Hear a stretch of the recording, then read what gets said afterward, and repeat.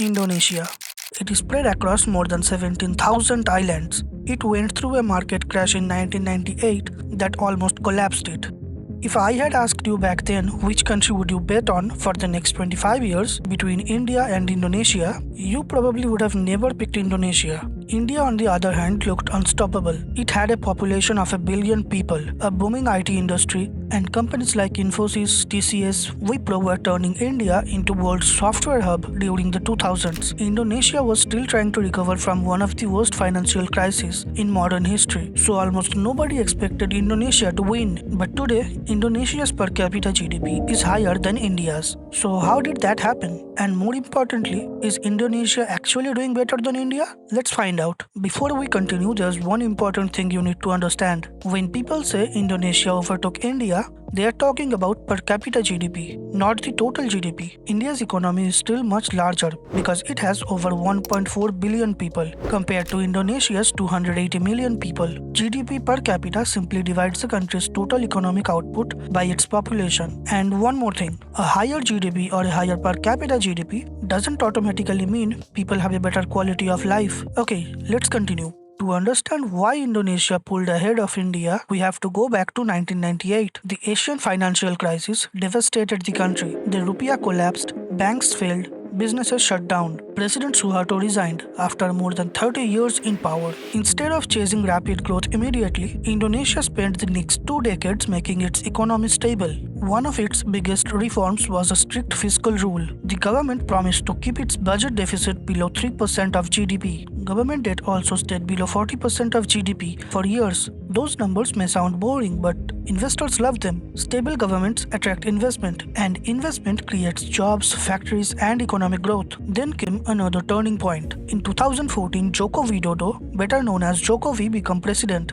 Indonesia is made up of around 17,000 islands. That makes moving goods extremely difficult. So Jokowi focused on infrastructure, roads, ports, airports, railways. Connecting thousands of islands made it easier and cheaper for businesses to transport products across the country. Then Indonesia made perhaps the smartest economic decisions. It has palm oil, coal, cobalt, and many other natural resources, but its biggest advantage is nickel. Indonesia has the world's largest nickel reserves. For years, it exported raw nickel ore while other countries processed it and kept most of the profits. So Indonesia changed the rules. It banned exports of raw nickel ore and encouraged companies to build processing plants inside Indonesia. Instead of exporting cheap raw materials, it wanted to export higher value products that attracted billions of dollars of investment and created thousands of jobs. India chose a very different path. Instead of focusing on natural resources, India became a global software powerhouse. Its IT industry became famous across the world, but India still has one major challenge. India struggles with brain drain. Every year, many of its best engineers, scientists, researchers, and entrepreneurs move abroad for better opportunities. India produces world-class talent, but a significant portion of that talent creates value outside of India. That's one of the reasons why India is now trying to grow its manufacturing sector alongside services.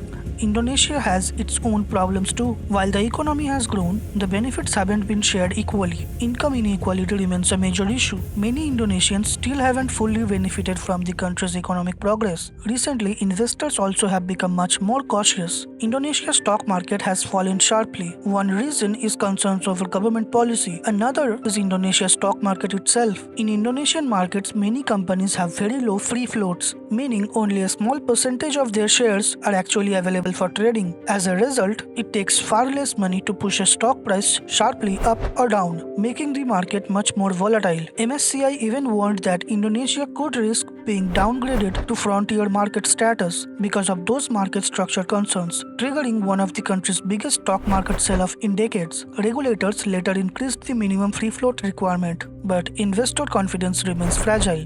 Another concern is that President Prabowo's economic policies. His government has introduced expensive welfare programs like free school meals, while also facing higher fuel subsidy costs because of the US and Iran war. At the same time, investors have questioned several moves that appear to increase government control over the economy. One controversy involved independence of Indonesia's central bank. Critics argue that Prabowo increased political influence by appointing his own nephew as a deputy governor, raising concerns among investors about whether the monetary policy could remain independent. Turns out nephew love is not specific to India only. Whether these concerns prove justified is still debated, but financial markets clearly became more nervous. So, did Indonesia overtake India? If we are talking about GDP per capita, yes. And if we are talking about which country has brighter future, that's much harder to answer. Both countries are now trying to solve different problems. India wants to turn its software success into manufacturing strength. Indonesia wants to keep investor confidence while making sure economic growth benefits more of its people. The race is far from over. And speaking of government's economic policies, my previous video looked at India's ethanol blending program. We are constantly told it is good for the economy. But if farmers and petrol dealerships are not making much more, then who is actually getting rich? And could this policy even make your plane tickets more expensive? To find out, watch this video next.